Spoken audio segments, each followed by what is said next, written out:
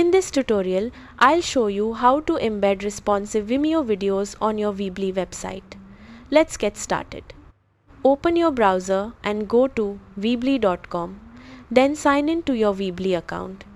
Click Website, select Edit Site and open the website where you want to add your Vimeo video.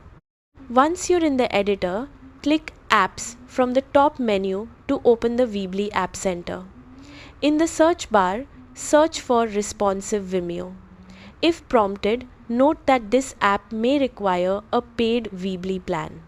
Select the Responsive Vimeo app, then click Add followed by Connect to install it on your website.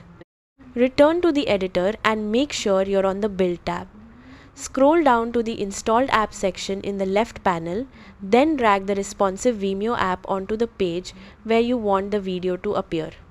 Click the Vimeo element you just added to open its settings.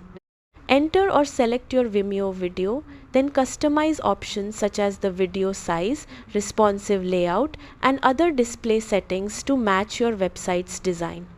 Preview your page to make sure the video resizes properly on different screen sizes. When you're satisfied with the result, publish your website to make the changes live. That's how to embed responsive Vimeo videos on a Weebly website. Thanks for watching.